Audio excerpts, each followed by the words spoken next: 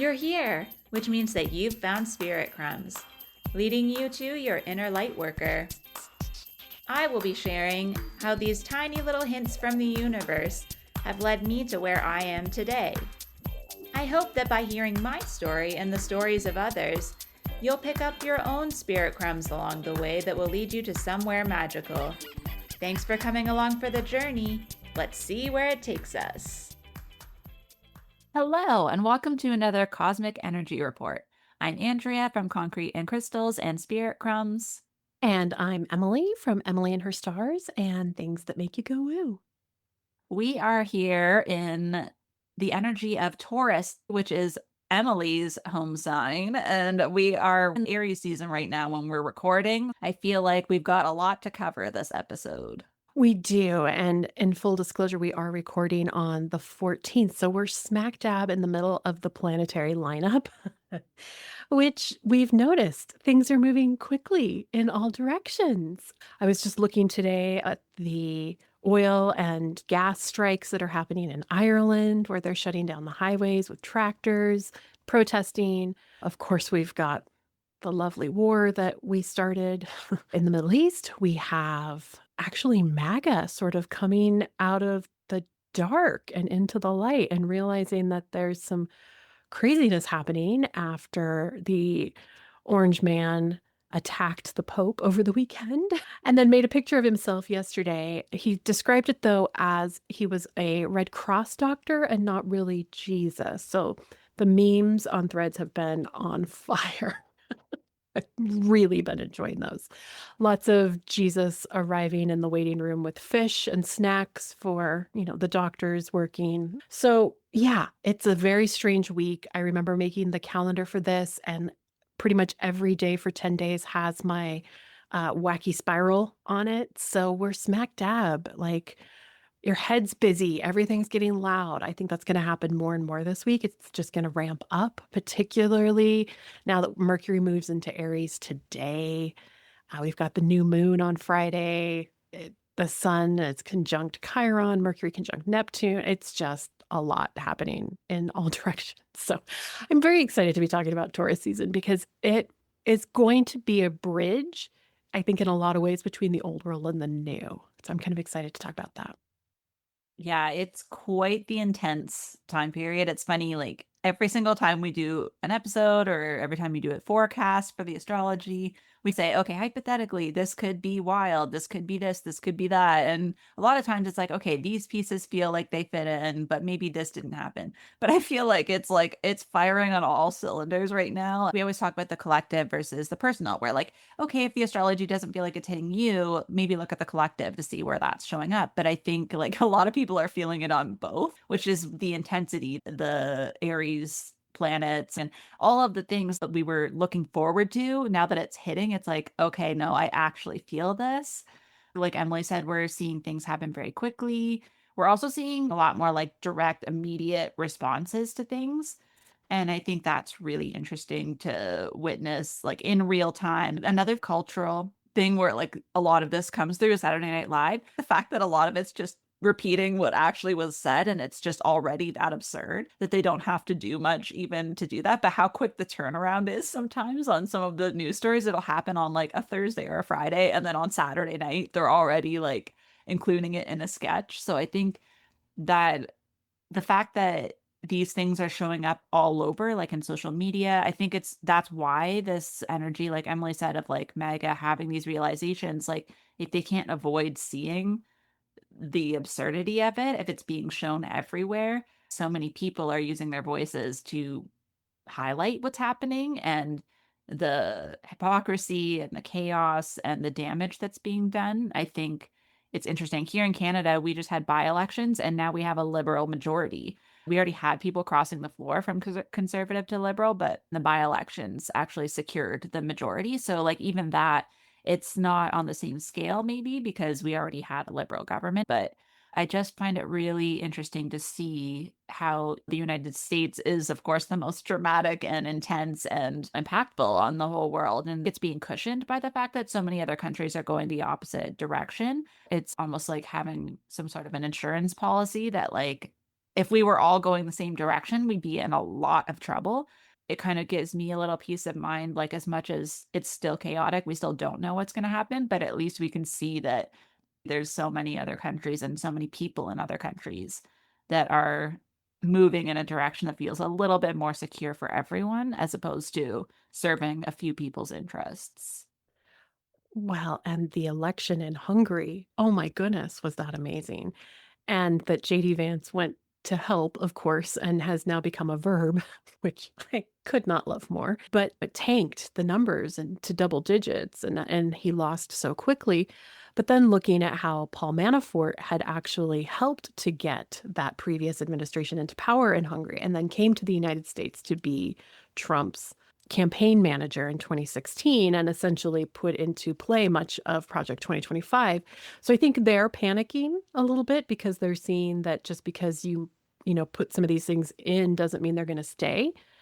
And I really believe it's the first time they feel a little bit like they're running, that they're a little scared that things aren't working. And to also see Trump lash out at his own talking heads. He went after Candace Owens and some of the talking heads, but just full on called them idiots and morons and the stupidest people ever. And it's like, these are your base. This is who's been getting your message out. So now you're even cornering yourself in so many ways. I'm really interested to see how it plays out even more so in the next 10 days, because I think it's just going to be magnified 10 times. Something that's just like really silly, but is like showing how much they're flailing is like, you know how we talk about like throwing the spaghetti at the wall? Like when you panic, you're like, I'll try anything to like look good again. I laughed so hard I was wheezing because there's this video that was released of Trump answering the door of the White House to a DoorDash driver who's wearing a red DoorDash shirt and delivering him McDonald's. And then he literally is like, does this look staged? As there's a camera capturing it. Very obvious. And then somebody pointed out in the comments on TikTok, they're like, this is the same woman that was at the White House talking about how great it was to have the tipping tax like taken away. And like, it's the same woman. And they're like, so she's obviously like a paid actor. Like, she looks very mega as well. Like, that's what I would picture. But it is so funny to me that like they thought that was going to be like a good move. They're literally trying everything. It feels like they're turning into SNL where it's like, let's try this, let's try that. Like they're trying to come up with skits. They're literally trying to come up with skits to like make themselves look good. The overlap of like the things people would do on SNL to exaggerate is like crossing over to the point where they're actually almost evenly absurd at this point. This is going to be a downhill spiral for them. Like, I'm sure it could get worse, but we've never been able to imagine it would get this crazy. So I just can't imagine like where else they're gonna go with this. To see the CEO of DoorDash online defending it and saying, "Oh, it's absolutely true," and we're pointing out all the ways that it's 100% not true, and then he doubles down. And the fact that I am actually watching Iranian propaganda Lego videos and thinking they're amazing. I mean, I've even had moments of like, what is happening where I am agreeing with a regime that is so controlling halfway across the country and thinking, yeah, they've got it right. It's mind twisting, is how this is all coming about. That's like true Gemini energy at this point. A very intense Gemini energy, like being able to see from the other perspective. Again, that crossover, it's like if it was a graph, the lines would be crossing and going opposite directions at this point. We're halfway through the like election cycle. Yes, we still have a long way to go, but it makes me hopeful because it's like, okay, if in this short amount of time it went this far extreme and we're coming back to the point where like people are now seeing that so quickly, it gives me hope that the positive effects and the positive outcome could come just as quickly. And by 2028, the majority will be hopefully in the opposite direction. And I think we had to have something happen this absurd or no one would believe it. Nobody would care. Everyone would be like, status quo, keep it moving, who cares? But I think at this point, when it gets this insane, like you can't ignore it, right? And it's reaching different people. And I think it's really fascinating to be seeing it in real time. And we've been talking about how this was all going to come to a head in March and then a little bit more in July. And I think there was a point where There were so many of us that were aware of the illusions and the nonsense, but it was like shouting into a void. And now it's magnified, it's amplified, right? Everything is happening quicker and faster and louder, and everywhere, like you said, is witnessing it in places where they maybe even weren't before. That there is this, for me, an overwhelming sense of optimism underneath it all. On top of then Artemis going to the other side of the moon, sending humans further out than we ever have before. And the amount of emotion that came up during that, I think collectively, as we witnessed humanity writing poems and speaking eloquently and having profound thoughts about, we're all humans on this tiny speck of a place surrounded by darkness. All we have is each other. I think that was a really profound moment, and as Generation X, completely healing from having watched the Challenger explode in my classroom as a child when we were getting so excited for our teacher to be in space and give us a school lesson. We've always had this underlying fear of what is space travel and is it safe? We've witnessed so many tragedies. So to see this incredibly beautiful, talented group of people come together and show us how amazing things can be again. I think we were actually starved for information to come to us in a way that felt like such a blessing and less like something we were trying to dodge and avoid. So I'm very excited for Uranus to move. May have mentioned that a couple times as a Taurus, but I'm very excited for Uranus to hit Gemini in another week. I think the fact that even the astronauts who are scientists themselves, they're very compassionate and like emotionally intelligent people. For people to witness that you can be both is really important. And I think because we've gone so far into the direction of just blindly trusting anyone who says that they know stuff, like if you look at like Elon Musk or whatever, like I actually had this vivid picture when you were talking, Emily, that this is the direct opposite to the submersible. It's like polar opposite, where it's like the billionaires that say, "Oh, I know all about this. I know how to do this exploration." And then people died because they refused to listen to any outside input versus these scientists who are like, again, taking something that used to be a tragedy, giving people this hope because they're obviously working as a team.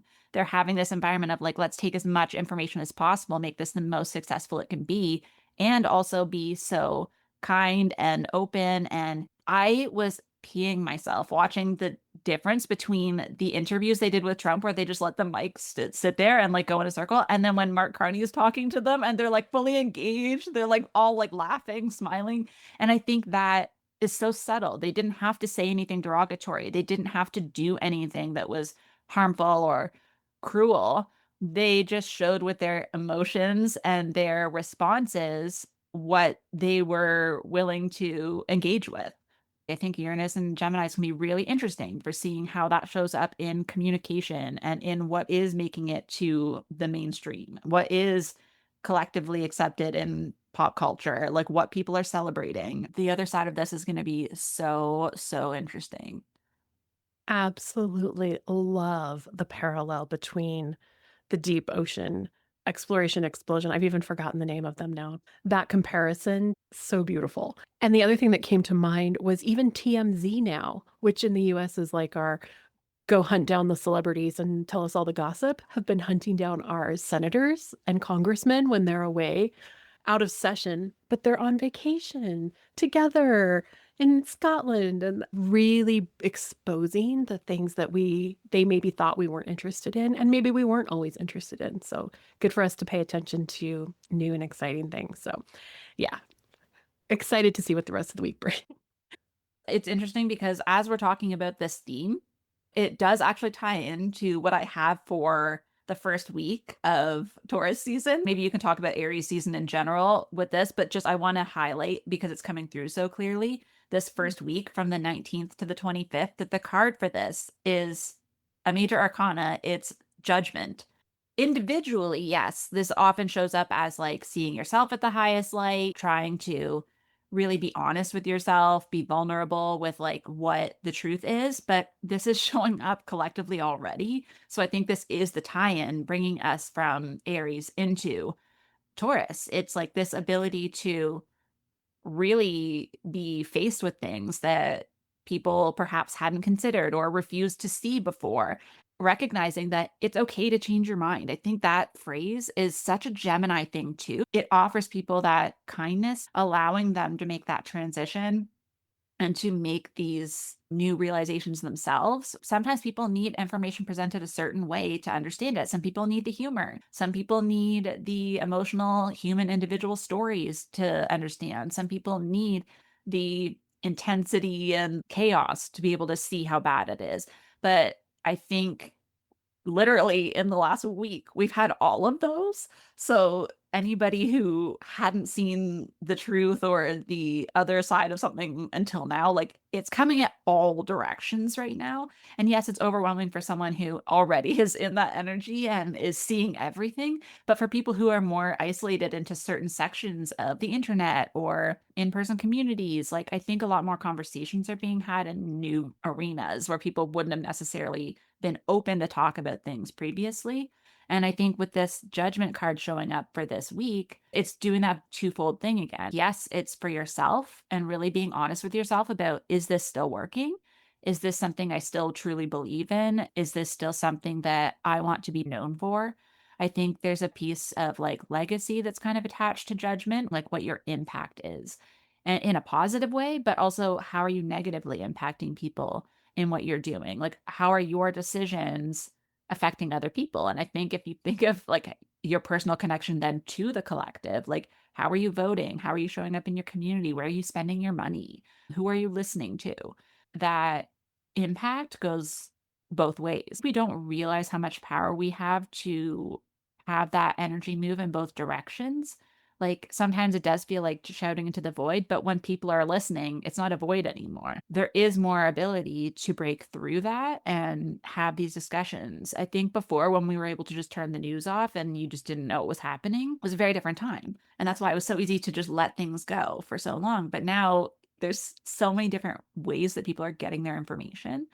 And so this judgment energy feels very much like a reckoning personally with like where you're spending your energy, your time, your money, and what is truly not valuable anymore to you. And I think there's Venus energy to this. There's a lot of obviously Aries energy and like that ability to start something new and like make a change. There's a lot of that available to people in their personal lives and in their own choices that could be fueled by what they're seeing in the collective, seeing what other people are capable of, and that optimism and that boldness and courage that people are having to do new things, even when it's not the popular choice or even when it's not the easy thing that they could do, when it's the more difficult road. Yeah, I just feel like there's so much possibility in the energy right now that this judgment card, it's a bit easier to be soft with yourself and say, okay, I didn't have this information before, but now that I do, I'm going to choose differently. And I think that's going to be a theme that carries throughout the month. But I think it's very much the bridge between these two seasons. It feels softer on the other side of it. It's the initial realization and pivot that is a lot of energy. But once you're in it, then you're just kind of moving along with the energy you've created already. Yeah, so let's talk a little bit about what Taurus season even sort of is. And one of the things I always take a swipe a little bit at pop astrology whenever I bring up a new season, but one of the things about Taurus is that it often gets depicted as being lazy or stubborn or only interested in a good meal. But the thing about Taurus is that it's really very ancient. I always think of Taurus like a cave painting ancient. The bull itself as an image and something that people have worshipped is one of the oldest images we have in humanity, particularly in terms of even trying to make sense of the cosmos. The constellation of Taurus is one of the oldest that were ever recognized. And many, many times Taurus was depicted as a she carrying the moon, as that crescent in her horns. And to me, it's this connection to not only spring, but it is the part of spring that is sustained energy, right? It's a fixed sign. It comes after the initiation, before Gemini kind of is mutable and changes and moves into summer, Taurus is that perfect, settled in time of spring. We're ready to be here with the flowers, with the bees in the moment. And it's also part of making spirit visible. So, where Aries is sort of the initiation, the inspiration behind spirit as it comes out of Pisces, Taurus wants to make it visible before Gemini makes it heard or spoken or shared. So it's to take that idea, that dream, and make it into something that you can feel, you can touch, you can see. And Taurus doesn't always do this by doubling down and like hustling harder and going to make it happen, but it does it in really quiet ways. It likes to listen to its instincts. It doesn't necessarily go around asking for everyone's opinion before it gets started. It trusts itself and it's a little bit stubborn about that vision. It's like, well, just because you don't see it or agree it doesn't mean I need to change what that inspiration is within me. So this is much more about like the sign of I have, and it isn't about like, well, I have it, so I want more, or feeling that greediness. It's more about like I'm building towards something that actually matters. And what I have is deeply, deeply important. And it's what I have in this exact moment. So taking that radical idea that hopefully has sprung out of this incredible Aries season that we're in and telling us that it maybe isn't enough, but we're working towards something. Like maybe collectively now we have the vision. And because Venus rules it, it's usually about being beautiful. You know, it's about the infrastructure that makes the music important, the movie you love, the walk outside in nature. And it's not about doing those things because they're a reward that you finished your to-do list and your big task. It's literally how we're supposed to move through life is in these moments of joy and art and creativity and our five senses. We have five senses to be used all the time. And I think so often we forget to go through our day experiencing something with all of that. We even talk about when you want to bring your nervous system back online and back into like being centered, to go through the things you see, hear, feel, taste, touch, go through your five senses to get back into the moment. But why is this Taurus season so different?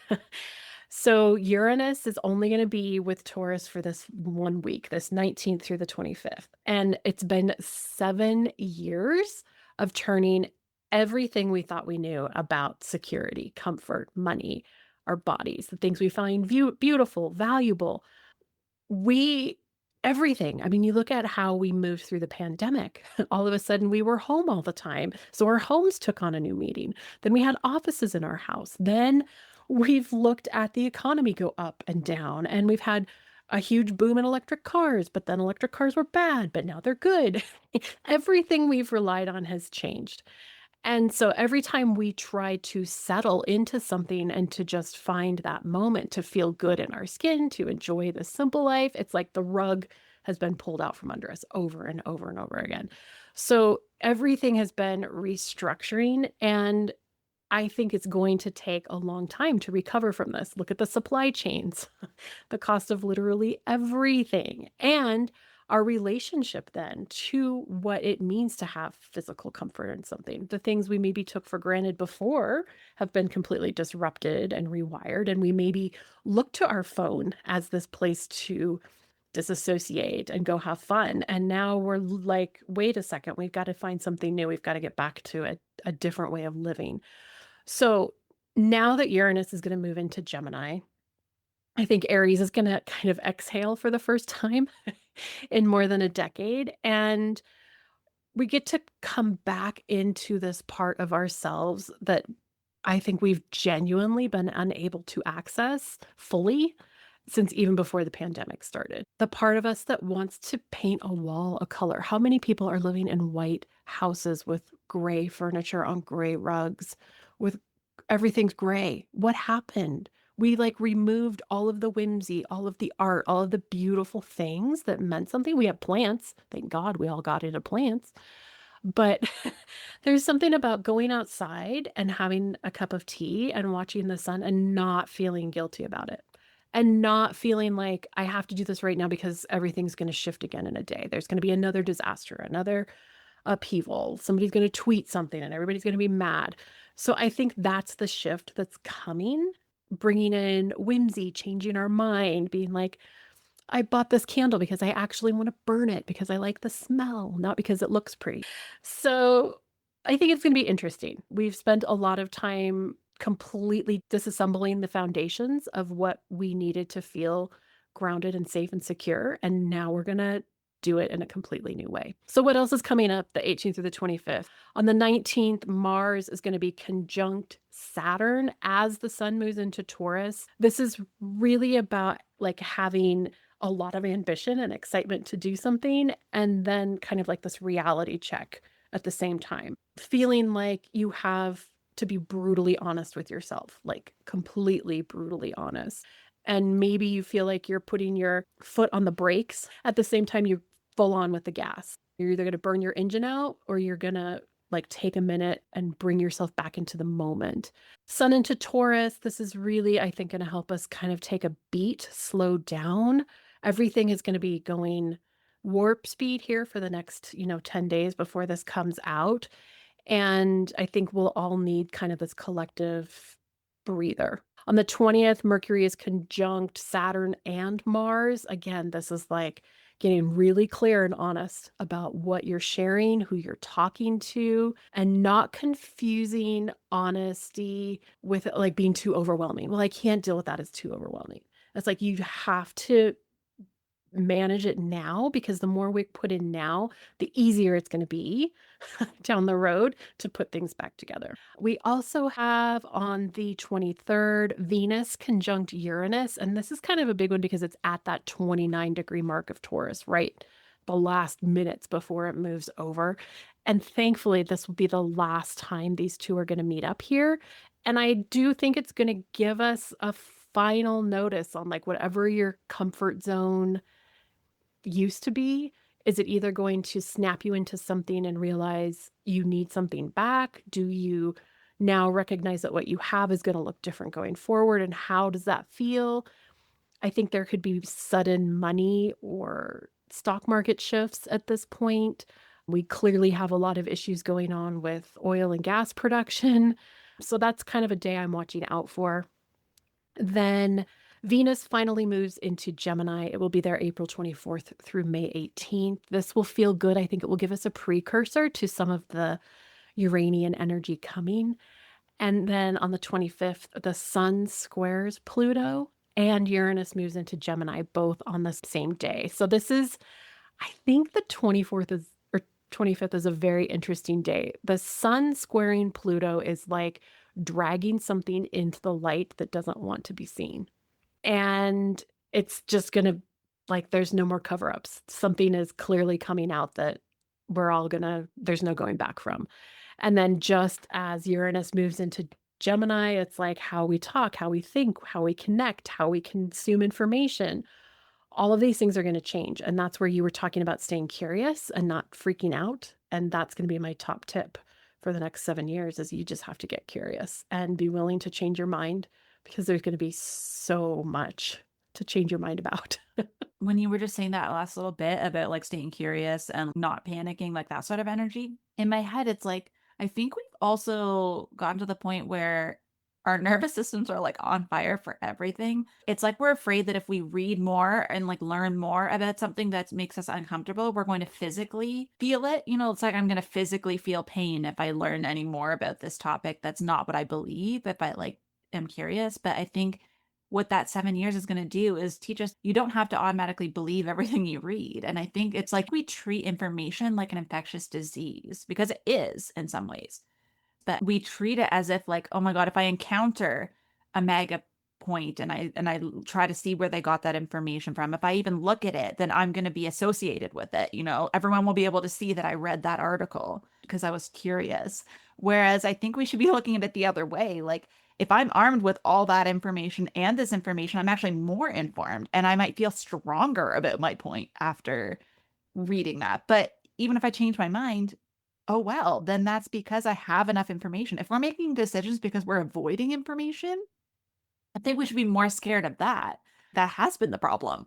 That anybody who is digging their heels in based on nothing, based on what they're being told, not actually taking the time to look at the other information. And I think the more we are desensitized to that, I think that's exactly what Gemini is going to be doing. Like, it's a huge piece of Gemini is being willing to see both sides. It's like, okay, maybe this week I believe this, but then I watched this documentary, learned that this is actually how it is, and now I don't think that anymore. Oh well. And I think that should be inspiring. And I think as earth sign people, I think it's harder sometimes for us when we're so like sure in our energy and we want to feel grounded. But I think that air sign energy, that ability to just keep it moving, is something we sometimes need. And actually, this is super interesting because for April 26th to May 2nd, I have the Six of Pentacles.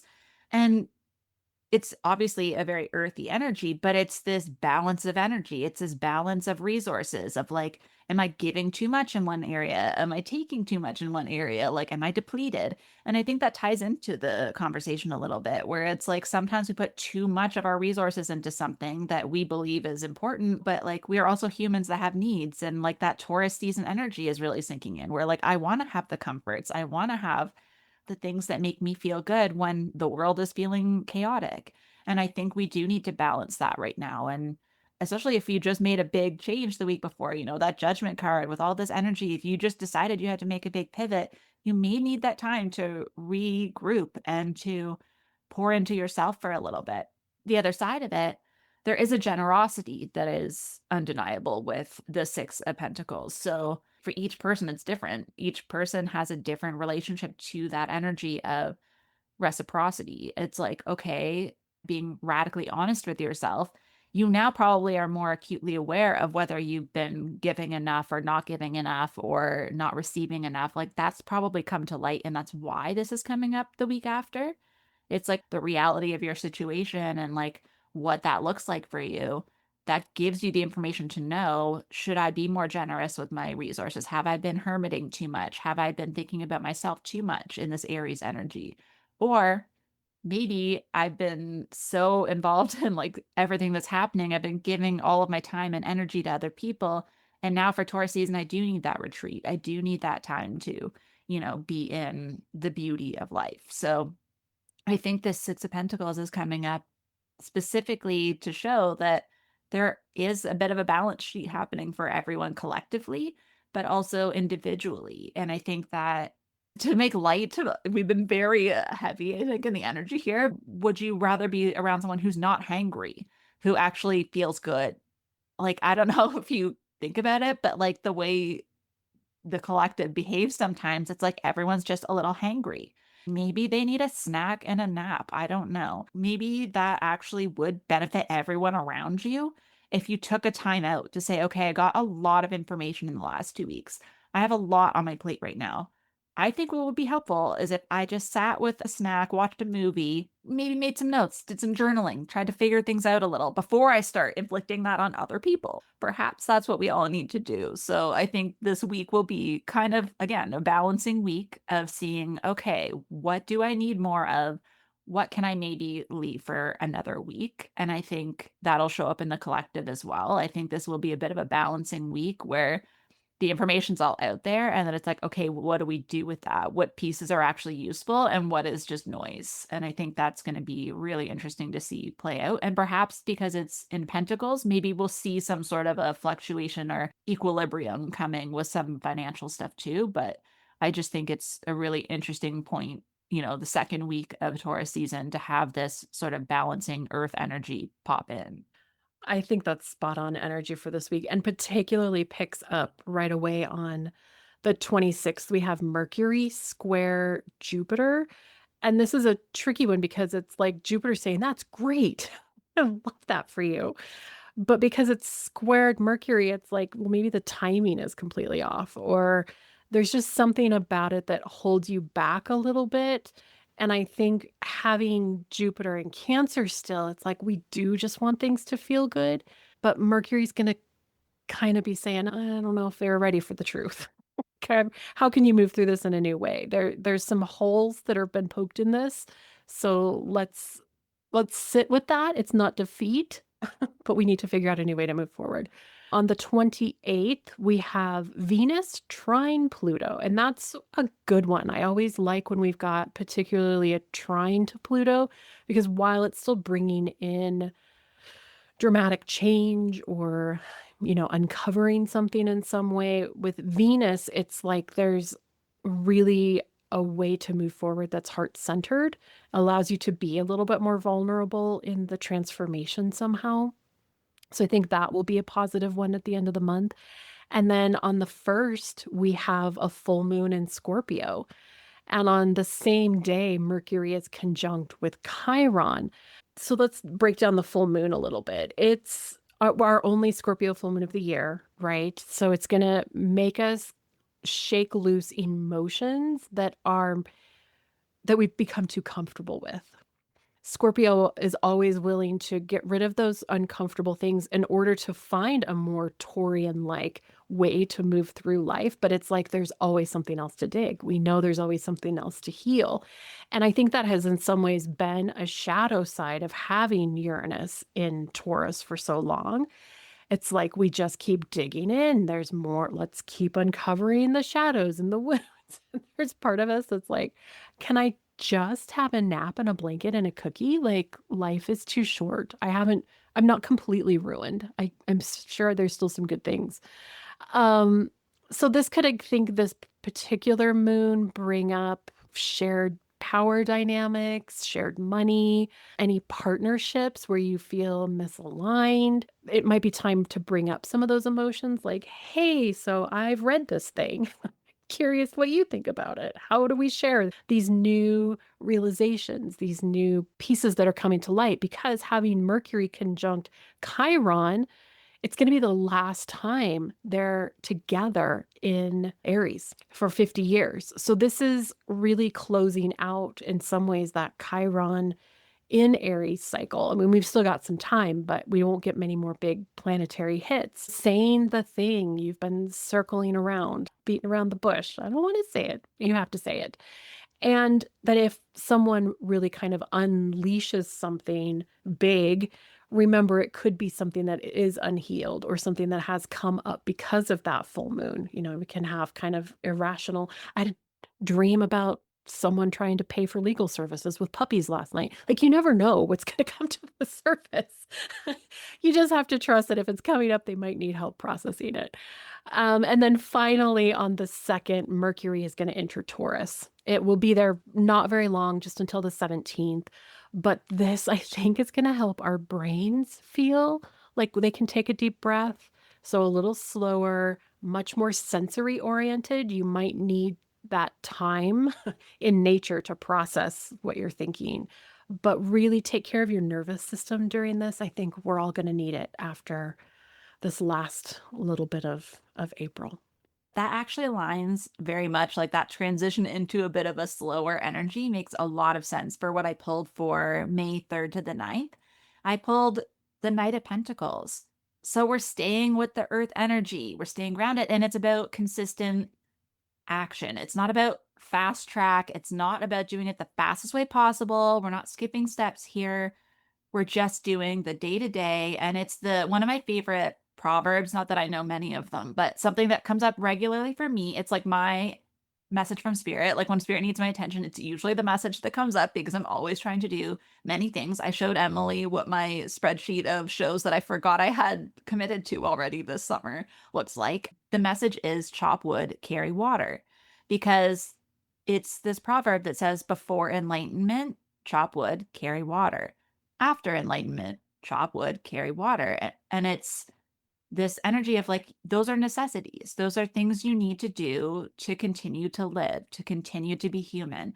And Taurus, I think, is at the center of that. I've never made that connection to Taurus energy, but I think the Knight of Pentacles, now that I think about it, is a Taurus energy. Taurus isn't in a rush. Taurus is just doing the things that they know need to be done and being a human, being in the sensory world of being on the earth. And I think that phrase, I even have it on my vision board for this year. Like it literally, because I found it in a magazine of all places. And I was like, you know what? Like this is the energy we need to keep in mind when the world is spiraling. That's something you have control over. You still need to eat. You still need to sleep. You still need to drink water. You still need to go to and from your daily things. Like that is something we can continue to do. And I think if you've had this realization of a different direction you need to go in, those things don't often happen overnight. Like it's not often like you're just like, oh, now I'm magically this other version of myself. There still is steps that need to be taken, but the more you can break that down into something manageable where you're not going to burn out, if it's something that's important to you, like realizing, okay, like even myself, I tend to be like, I'm going to do this next month when I have an idea. But then more and more lately, I've said, no, maybe that's for the fall. Maybe that's not for this season. Maybe I have enough already for this season. And I think the more we can do that and say, okay, but in the meantime, I can work away at these smaller things and I can map out what that's going to look like. And I can really think, reasonably, how much can I manage for the next while? And I think that this coming in the middle of a fixed Earth season, having the Knight of Pentacles is like really reinforcing that energy. If you were to erase everything on your calendar and then have to add things back, what would you willingly add back that you know is a core thing? And what would you be like, if I didn't have to, if nobody knew that I was taking this off my plate and it didn't affect anyone, what would I not put back on? That's a huge exercise that you can do. Looking at your current calendar, looking at a blank calendar. What would I keep the same on both?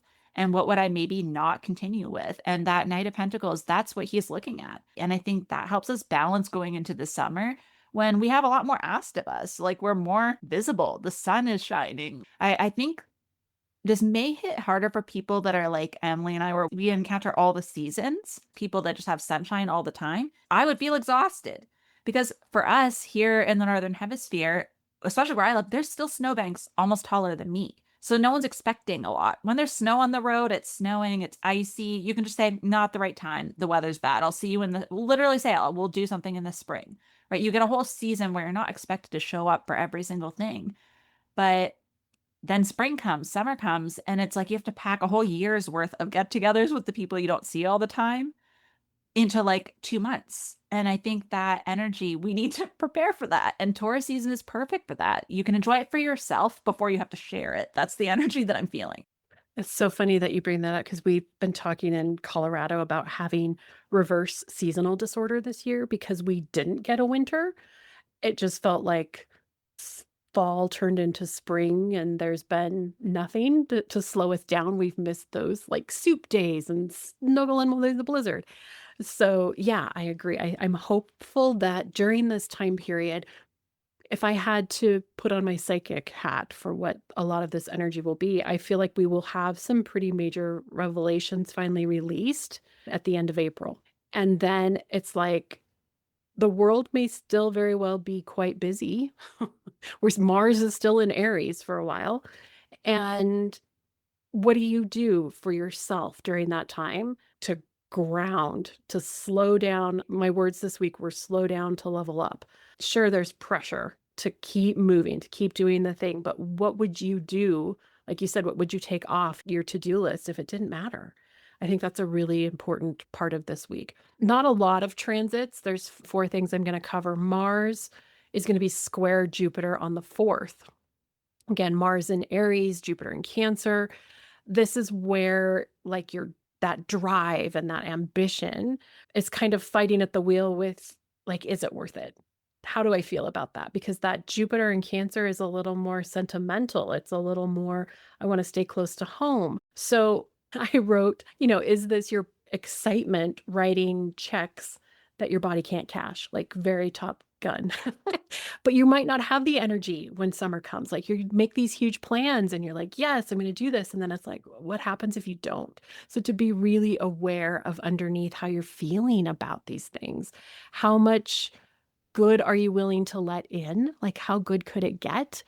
Because that's your ceiling, whether you manifest it there or not, and that becomes your reality. So don't let that ceiling become, well, that's all I can take right now. Like you have to find that new balance in between. On the 5th, we have Mercury then square Pluto. This one, again, is a little bit of that, like, what's in the shadows detector, kind of wanting to say, where are these weird vibes coming from? And really, I think the biggest thing during this is to just play it cool and let everybody else show their hand. If you've got an idea or you're holding something really close that you do feel a little emotional about, right? You're still going to have that Jupiterian energy playing in. Maybe the best thing isn't to go around shouting how excited you are about it and waiting for someone to kind of burst your bubble. It's really better to just slow down, take your time, keep it as your precious gem, as your Taurian project that you're working on. On the 6th, we have Pluto going retrograde. So we haven't had anything retrograde, and this will be the first of what will begin into our retrograde season as we move through summer. But May 6th through October 15th, Pluto will be retrograde in Aquarius. And this is really a long audit of like, where am I spending my time with teams and groups and people and work and the community? What's working? What's not? Who maybe needs a new role? Who can get upgraded or moved out? And particularly in Taurus season, where are you staying out of habit? Where are you staying just because it feels good, even if it's no longer aligned in some way? The 9th, we have third quarter moon in Aquarius. This one is just, if you're feeling restless, at this point, you could maybe share that idea with the right people. But even if your idea is too profound for them to grasp or they can't see the vision, don't let it burst your bubble. I think we're in this part where we're building sort of the foundation blocks. It's like you have a brand new Lego set and you tell someone it's going to be this bouquet of flowers, and they're like, yeah, okay, right. You know, you have the blueprints in your heart, in your mind. Just because they don't see it doesn't mean that's not what it's going to turn into. And really just take time to touch grass. I think that's still really important this week, particularly with the Knight of Pentacles. And I love the chop wood, carry water reference to Taurus. Taurus is the Temperance card, which can sometimes be seen as tradition or doing things the same way over and over. But there are things that we have to do every day. We have to chop wood, carry water, do laundry, make a meal, take the kids to school, all of those things. And there can still be beauty in that. That's part of what's so exciting to come here and do. I totally agree. I think that it's the things that we take for granted. Those are the things that ground you. You can make anything a ritual. It's interesting that you picked up on the energy of like tradition with that, because for May 10th to the 16th, I pulled another major arcana. I pulled number 5, the Hierophant. Coming from the Knight of Pentacles, it's again very grounded, very step by step. It gives you that time and space to say, what am I really good at? Where am I the leader? Maybe I'm changing my beliefs altogether about something based on this new information or the way I want to live my life. Maybe if I want to live a slower life, that means I have to believe that hustling is not the way to go. Maybe finding different ways to work, different ways to exist in the world is more important to me right now. And I think there's always an energy with the Hierophant, I feel like, where it involves some sort of download, some sort of new piece of information. There's this sort of connection to something else. It's not a hermit. The hermit is a different energy, kind of similar in the way that there's an introspective nature to it. But the Hierophant's very much connected to the collective and tradition and teaching and lineage and legacy and all of those things that tie into the idea of someone being in leadership or being the authority on something that is connected to information. And also the fact that it's number 5, I also see that as meaning freedom and movement and change, right? There's, as much as it's tradition, I think the way I see it is almost like you're learning what the tradition is, you're connecting with the tradition, but you're also making it, again, relevant for the context of today. And I think Emily and I were talking about this earlier, how there's a lot of things that are in structure, talking about things like the Bible or even tarot, the original meanings. Like, yes, we have to learn those. We have to kind of see what was the intention. What are the core things that we can take from that that still make sense today? And how can we then reinterpret things like for the world we're in today? We're in a great time of change. Our beliefs about everything are changing right now, but there's a freedom in that. It's like, okay, I don't have to follow this structure that was created so long ago. If we think about even the countries we're living in, the rules and regulations and laws and all these things were created in a different time by people with very different objectives to like how we might be wanting to live our lives now. And I think that's where, after having this time of like the Knight of Pentacles, just chop wood, carry water, enlightenment is at the center of that. Sometimes that's where that enlightenment comes from, is because you have nothing else clouding your mind. You're just focused on the task. And I think anybody who has connected with spirit or believes in like getting signs or information, it's usually when you're driving or doing the laundry or, washing dishes. I even think about shower thoughts. We have to wash our bodies. That's just a necessity. The fact that people get shower thoughts, I think the more we can realize that like we are more connected to spirit and it attaches to more parts of our life than we realize. There's just a lot of ways where you can look at your own life and just say, like, what wisdom do I have to share to communicate in this conversation?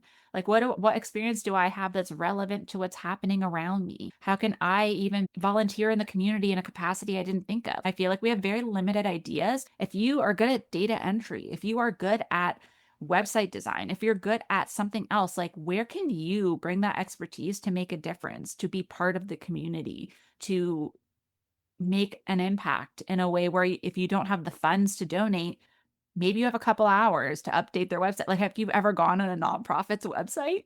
Have you ever done that? Because it's nearly impossible to find any information you need because that's not their priority. They're putting their funds toward things that actually impact the people they're meant to impact, right? I think it's also tied to that chop wood, carry water. Like, if it's something that's so natural to you that it's just monotonous and boring and easy, it's probably not easy to everyone, and it's probably not something that everyone has expertise in. And again, that's the Hierophant. That's, being at a point where you're the one who's able to teach and pass on the wisdom, but also being open to receiving wisdom from others. So I think there's going to be a lot of interesting ways that you might find yourself connecting and being the expert in something unexpected as you're connecting with back in with your community. Again, springtime, going back into the in-person step, like maybe there is an opportunity that comes your way where you can feel like, yes, you're receiving something from it, but it's also meaningful and you feel like you're contributing as well.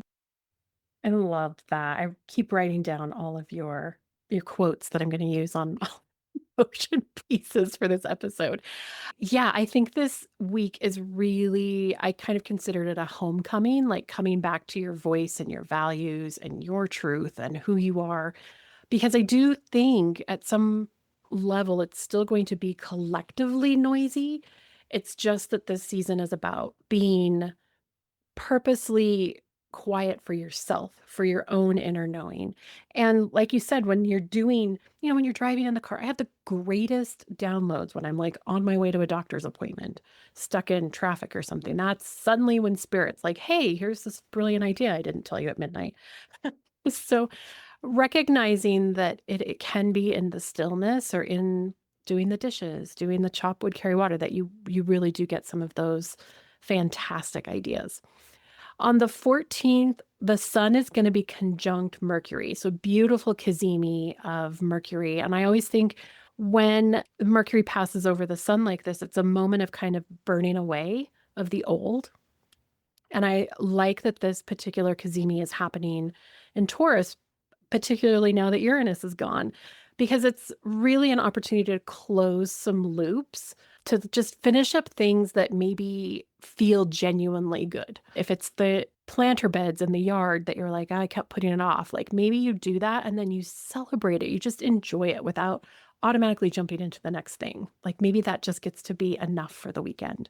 And really to also stop editing ourselves in some ways before we speak, because and I think this goes for a lot of spiritual entrepreneurs too who are listening. The right people can't find you if you're editing down who you are and what you're saying.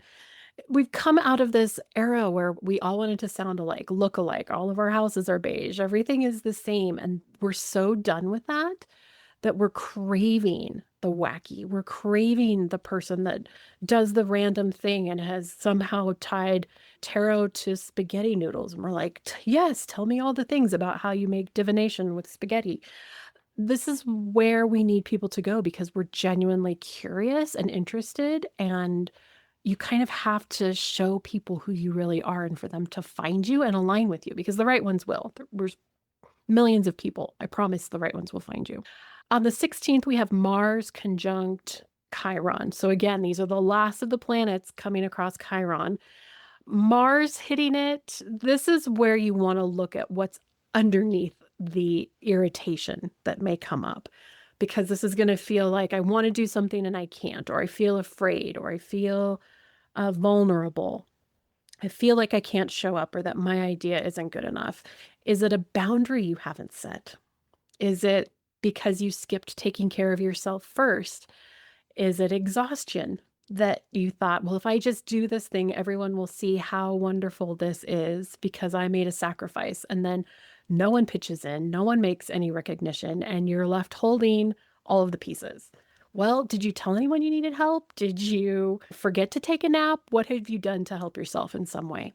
So, if there's anger or something that comes up this week, really follow the thread back to the source, because I think you'll likely find something around your own sovereignty and that coming back to yourself, that Hierophant energy that will protect you in some way. And it's not being a jerk, it's just saying, this is who I am and this is what I need.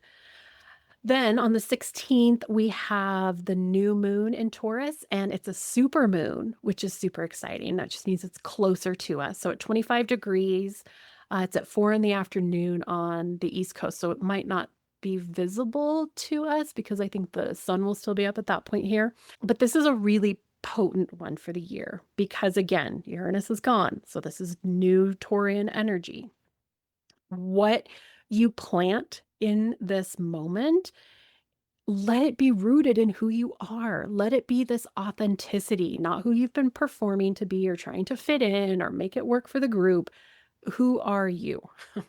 And then where are you making yourself small to fit into that and be done with it? Because in 6 months, by the time we get to Scorpio, you may instead be harvesting, like, these are the new things that have come up. These are the new opportunities, the new connections. And then you might have to edit at that point. Okay, I'm changing again. I'm shifting. This is what worked and what didn't work, or what emotion came up that I didn't expect because I've stepped into this new version of myself. So I think, yeah, I'm excited for that week. I think it's going to be beautiful. This is kind of when we walk into this 6-week window where we don't have a lot of crazy astrology. And I just want to encourage you to be in it, to soak it up, to take care of yourself, because we're going to have that big kerfluffle again in July. It's going to call it a shitstorm. I guess I can call it a shitstorm. So use this wisely while you've got it. I love that. And the reminder to like root things in who you are and yeah, being open to sharing more of what makes you unique. It's so funny because as we were talking, two specific references from random places popped into my brain. One was moon related again, so I feel like it is meant to come up. But I was watching a video, TikTok, I'm assuming, but it was about how even something as simple as the moon, the way we always see it, for us in the northern hemisphere, we see it like as like a left and right side when the full moon changes. But in other hemispheres, it's top and bottom. At some point, I was curious and said, "Does it look like this if someone's on the other side of the planet?" No, it doesn't. But there were people that were like, "Never in my entire life have I ever considered that," because all of the images that were shown here are the same. So we assume that's the universal truth, is that the moon is a left-right situation when it's changing, but that's only from our perspective. Even when they went around the other side of the moon, I very consciously they made the decision to not call it the dark side because it gets light. There is no dark side. The moon goes all the way around. And how many people were astounded by that fact? And again, it's like that's only what we're being shown. Don't assume other people already know what you know or that people have already seen what you're doing because chances are they haven't. The other piece that came into mind was when you were saying like everyone having a house that looks the same. I only watched maybe 2 seasons of this show, but the show Weeds, the theme song for that show is called Little Boxes. And it says, and the boys go into business and marry and raise a family in boxes made of ticky tacky, and they all look just the same. And then it's like there's a pink one and a green one, and it goes on from there. But it's just the idea that, like, yeah, this is what we're told. This is the way to go, this step, then this step, then this step. But I think so many of us, again, like that was what we thought was like the peak living is like doing that. But now we're at a point where we're like, yeah, but I don't want to do that. The people that aren't doing that seem fine. They seem like they're doing pretty well, right? Even for yourself, you put expectations on yourself to do a certain thing in a certain order. But if another opportunity comes up that's completely the opposite and you're excited about it, then you can do that. You can change your mind, even in your own life and the direction that you're going. For the last few days here, from the 17th to the 19th of May, I have the Two of Cups. That is a beautiful energy to be in. I think we kind of need a little bit of that emotion coming in at this point, and it's the energy of connection. Often, the Two of Cups, I also feel, is your connection with spirit and your higher self. What truly matters to you? What makes you feel like overflowing with that energy of like love and connection? And yes, it can be very good for like a divine connection. Maybe it is a person you're going to meet who helps you see things in a new way or, is really aligned with what you're doing. It can be really beautiful for romantic connections. It can be beautiful for friendships, but again, also that spiritual connection, just with anything that's really aligned with where your heart is at this point. And the way these transits and cards and everything are sort of playing out for the month, it does feel like it's naturally leading to, like Emily said, like this time where we can just enjoy it. And this is like a beautiful piece of Taurus energy, that Venus energy of just like really sinking into the things that you genuinely enjoy and that really do reflect what is in that deepest part of yourself. That does take radical honesty sometimes. Sometimes we don't want to admit that the thing that we really want to do is to just cuddle up on the couch and watch a movie. Sometimes we think we should be doing all these other things with our time. Even if it is just for these few days here, just give yourself that space to say, okay, if I had nothing else to do again, what would I just want to do for the sake of doing it? Maybe it's a creative thing that you've had on your heart that you're just really excited about. Maybe it is meeting for coffee with someone that you met and you said you were going to connect and you just haven't yet. Maybe this is the time to do that, to just say, you know what? Yeah, let's get that coffee or let's go out for a walk or do something together with another person. Sometimes we just need that little hit of connection with somebody who's aligned, who gets you, who is connected to what your soul is connected to. And it really does give you more energy to keep moving forward, even when you're not entirely sure which direction you're going. But if you just need a little boost to have that validation that you are on the right track, that there's somebody else that sees you and that deeper level, I think in this really nice stretch of time where there's not too much going on, we can actually probably sink in and we'll be more successful at trying it at this point, trying to slow down and just enjoy the weather. And I think that's what these few days are just sort of trying to put us in a bubble for, is like, where can we connect with ourselves and with each other in a way that feels meaningful and will like fill us back up with energy to keep moving forward. I love the Two of Cups for this week. I was thinking about Gemini and the lovers, and this very much feels like a big pivot point. Like we really start to get completely different energy starting this week. On the 17th, Mercury goes into Gemini and immediately hits Uranus. So this is going to feel very different because for the first time these two are meeting up in the sign, I think it's going to feel lighter and faster. Uranus loves Gemini, so does Mercury. Everybody's happy, everybody's at home. So it's very much like you said, let's get together, let's grab a coffee, let's just try it. Let's see what happens. I might not have felt like doing it earlier in the year, but now I do. And I think the possibility of that connection leading to something random and like mind blowing.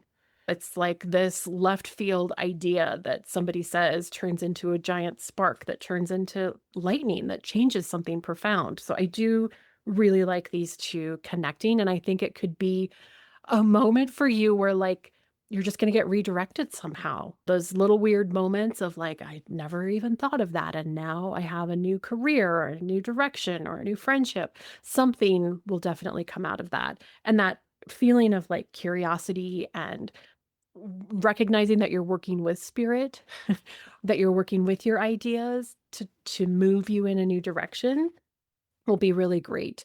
The 18th, Mars moves into Taurus. And what I like about this is now we've got these ideas coming in, and Mars has been in Aries. So there's been plenty of them. It's been like, we'll try this and try this and try this and try that. And finally, when it hits Taurus, it's going to be there for a month. So May 18th to June 18th. It's like you're gonna have the stamina and the recognition that to go slow and make it happen is actually worth it. You'll feel more grounded in some of that chop wood, carry water energy than maybe you did when we were talking about having you embrace it. It'll come kind of second nature now. And for 6 weeks, it's like clean, sort, take care of your finances. It's okay to be slow and steady. This is the part that you're supposed to enjoy. So I think that'll be great to kind of harness. And then also on the same day, on the 18th, Venus moves into Cancer. So this then also gives you this feeling of like, let's make things feel like home. Let's, even if emotions are running closer to the surface, it's like you said, what do I need? Do I need a comfort movie?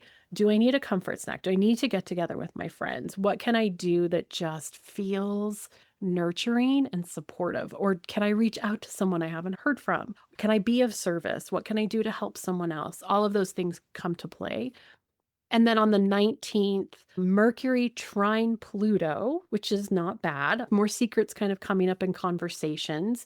But if you feel something, particularly with that Cancer, witnessing yourself either get emotionally tied or to kind of now sit with it, get curious before you decide. You've got this newfound spark kind of coming in. And then Mercury is going to be squaring the nodes at the same time. So you have this trine to Pluto, but square to the north and south node.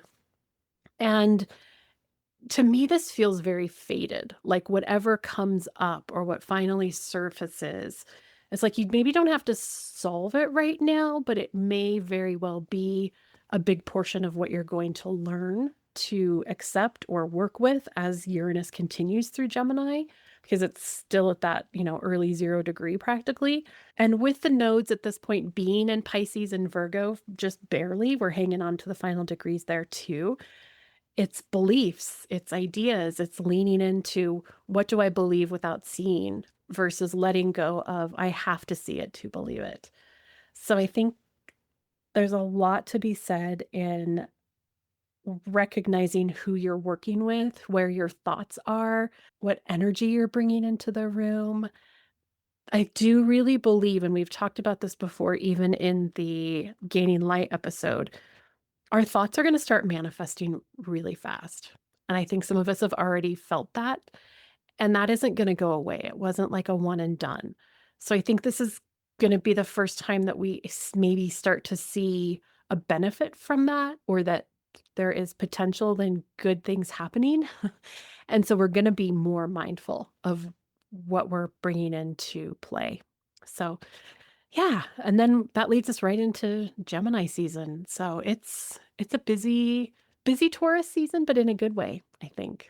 Talking about gaining light, I pulled the Magician for April, and that came into play with our cards and cosmos. If you haven't experienced it yet, it's a great way to connect in with a bunch of people experiencing the energy. And last month, we also did kind of a collective exercise where we pulled cards that were for like more of a global energy to see what we came up with together. But when Emily pulled the Magician, I realized I was like, oh, I didn't do like a spread for myself for the year, but I was like, what did I do for gaining light? And I was like, oh, the Magician, fiery energy, a self-starter. This is very much Aries. But interestingly enough, even though we have this really beautiful, calm energy going into Taurus season, it was the Chariot, another major arcana that has a fiery sort of energy to it. But I think the difference with the Chariot is that it's willing to leave things behind and it's harnessing energy. It's not creating the energy. So I think it can have that combination of the spark that we're still carrying through, the willingness to change, but in a measured way. Like I now know the direction. It's like the Knight of Pentacles is the one driving the chariot. The horses are the ones moving. The universe around you and all the opportunities coming your way are what's giving you the momentum. You're not physically, running. You're in a chariot. Let's be realistic. It's the horses that are doing the work. Like you're just sitting there directing them, right? But you have to know where you're going and you have to know how to use their energy. So I think as long as you're, again, chop wood, carry water, moving yourself forward, but not letting those opportunities pass you by either. You still have to be radically honest with yourself, which we both said at different points in this, and to say, yes, I can take that on. I do know enough to do this. I'm capable of this. I think we still have to come out of our shell a little bit to take opportunities for ourselves. I think sometimes we're afraid that we're taking away from others. I do it myself. The horses are doing the work. The people are coming to you. It's not all on you. But it's interesting that even though it's a slower month, that we do still see that there's a lot of movement and a lot of progress happening at the same time. even while we're resting. I think that's a lesson that we need to know. Even when you rest, things can still go well. Oh, that's the lesson of Taurus right there, is that things are still happening while you're sitting in the field. I always say Taurus is less like Ferdinand and more like, he's got multiple stomachs. Just because I'm sitting there digesting doesn't mean I'm not still being active and creating energy and movement. And the other thing I love about the chariot is that the horses are yoked together. So that forward momentum is tied to the same vision, to the same purpose and place. And it feels less like, because I think this Gemini energy, and particularly, with Uranus moving in, are we going to feel scattered? Or is Uranus going to help us to see that there's this new horizon, this opportunity, this one collective vision that we're moving towards together in that chariot energy? Or do we feel less like a herd of fire horses running in multiple directions in pure chaos? So, yeah, it's going to be interesting to see how that unfolds. And I do agree that collectively it could still be a little bit noisy, but I feel much more like we can take a deep breath, like go read a poem, go write a poem, just come back to the things that feel sweet and comfortable and matter at the end of the day. Yep, that fire horse I think is like peaking with the chariot. There's so much energy coming in, but also I want to mention one of the big things happening in Taurus season is Emily's birthday. We need to celebrate you as well and all the beauty that you bring. And I feel like you are the grounding force for so many people. I know a lot of people even tune into this to hear your voice, to hear what your thoughts and interpretations are of the energy. I think astrology is a huge thing that is very overwhelming to people, especially with so much happening at once. And you're able to break it down in ways that are digestible. And I think we need to honor how many beautiful gifts you bring into the world. Oh my goodness, I'm every shade of red. You're so sweet. Thank you so much. It's been really an interesting year because I am a Taurus sun, I am a Gemini moon, and an Aries rising. So I actually went to my therapist, who, thank God, is also an astrologer. If you can find that perfect combination, I highly recommend it. But I went and I was like, am I going to die this year? Like, am I going to survive till my birthday? I'm not sure. And we've had some really good laughs and talks about it. But I think the number one thing I've learned going through my 40s, I'm going to be 49 this year, coming up on my Chiron return next year. And it really is to harness the struggles and recognize and reframe them in what is the new opportunity. Letting go of all of the parts that are the shoulds. The 40s are letting go of all of the shoulds of who you thought you had to be, needed to be, even thought and at one time worked to be, and coming back to the clearer version of yourself, shaking all of those parts off. And thank you. I'm excited for the next few years. And I love sharing astrology and breaking it down and trying to make it sound less scary and complicated. So thank you. I appreciate that. That sounds like a beautiful perspective to have even on the next few years. I'm on the 40s. I feel like I'm approaching them myself and I'm ready for that. That combination of like being a Taurus in your 40s as well. I think that's a beautiful like Venus energy. I can't wait to see how the next couple of years unfold for you. There's already been so much change in the last few years, so I can only imagine the beauty that's going to be the next few. Well, and someone asked, how did Uranus feel in Taurus? And I was like, well, when it started, I didn't talk to dead people. So just fair warning, Geminis, it's coming for you. Anything is possible. You'll never guess what's going to come get you. That is hilarious and also so true. I feel like, again, now not having it in your sign for the next few years, getting to know that new version of yourself. And then also going into Taurus season, do you have anything you're doing? Is there anything you're doing either to celebrate your birthday or just in general to be sharing things with the universe?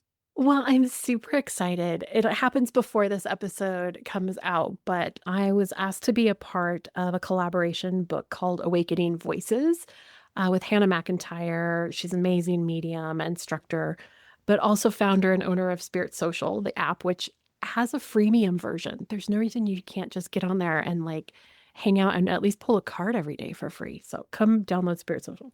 But the book is 15 of us sharing kind of our awakening stories. And I think The powerful message is that there is no right way. There's no one way, and everyone's connection to how they find spirit and source and speaking to loved ones, all of these things, it comes in every kind of package.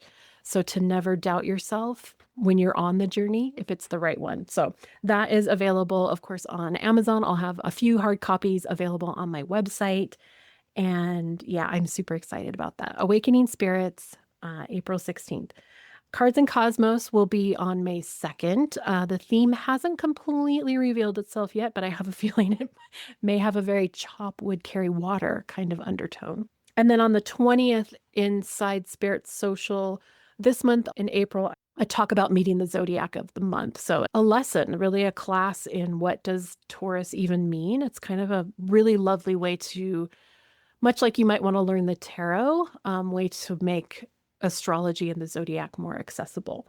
So I have Taurus this month, and then on the 19th of May, there will be Gemini season. And then I'm doing an Akashic demonstration also in Spirit Social on May 11th around the fear of failure, because I think this is a collective fear very much, and really hoping to channel some messages from my team around how we can move that energy, how we can work with it. What is it that's karmic that we can release, and how can we step into, yeah, more powerful versions of ourselves that don't worry about, do we all have gray houses? And I love that ticky tacky song, little ticky tacky houses.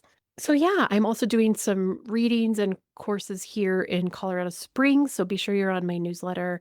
Those will be announced there. I'll be teaching an ancestral altar cloth workshop in June, as well as have openings for in-person astrology, Akashic, and Oracle psychic readings. So all of those are available there. And offerings available on the website. I did some tweaking over there recently, but nothing major. Tried to simplify a little. And yeah, how about you? What's happening in your neck of the woods? You have a gajillion art things. I'm so excited. It's funny. I showed Emily my like spreadsheet. I have it in Notion. I was like, I had to put these on paper because in my head I have a couple things and they're spread out. And then I was like, I have 12 things. So I don't have a lot going on other than that. But I'm going to open up a few slots for readings. My newsletter will come out, of course, and I've been trying to do a little bit more channeling for those again because I got away from it for a little while, but I'm trying to get back into at least a little bit of an insight on something that you can connect with, whether it's a crystal or piece of nature, which usually tends to be what it is. Last month, it was tuning into palettes, whether it's picking up something from nature that has the colors that really resonate with you or the textures, but also keeping in mind that like sound and all of the different senses really can create a palette for yourself where you feel comfortable, like curating an environment. I think this is going to carry through the summer because when we get into Cancer season, that's a huge part of Cancer. So I feel like Taurus and Cancer have that in common, that need to create an environment that feels safe for them. So that came through really unexpectedly because I was standing by water, running water. There's a dam across the street from me, basically. And I was holding a piece of birch bark. And then, as I do, I came home with a stack, by the way, the other day of pieces of bark. I called it a bark box, actually. And I realized it was so funny because there's a subscription for dogs called Bark Box. And I was like, mine is very different. It's quite literally a Tupperware that has pieces of bark in it. It's kind of those things that I used to share a lot more. But over the winter, I wasn't going and seeing a lot. So I kind of let that go for a while. But usually it's whatever spirit is bringing to my attention in nature. So I'm going to try my best to get back into that habit.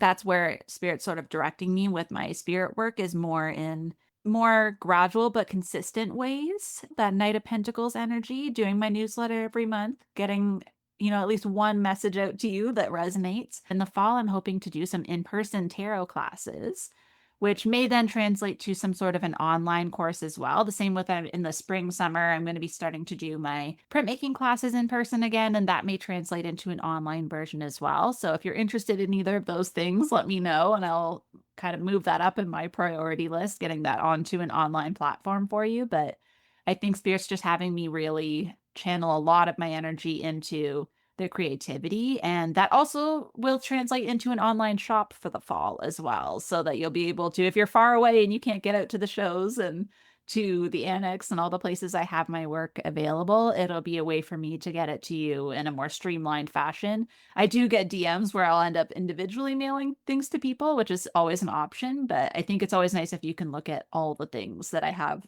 available before being able to choose one for yourself. So that's where I'm kind of having that blend of in person and online. That's been my theme for the last couple of years. And I'm just excited to be in the in person again, being in the energy, being in the moment, being present this summer with all of the art and the opportunities to connect with other artists and all the things that don't happen when we're all hibernating in the winters.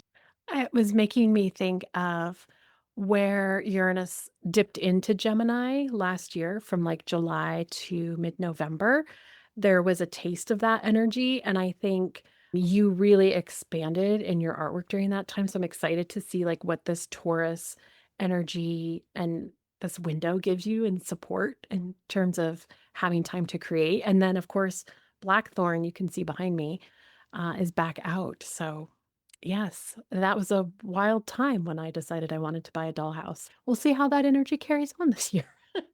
Oh, well, thank you all so much for listening again. And if anything comes up, you have any questions, of course, you know where to reach us. We always love hearing from you. I think it's going to be a beautiful Taurus season. So enjoy the month, and we'll be back soon. Thank you so much for joining me on another episode of Spirit Crumbs. You can find me on Instagram for this podcast at Spirit Crumbs, or you can also find me at Concrete and Crystals for my own spiritual offerings and more tidbits about my own journey. Thank you for listening, and we'll see you in the next episode.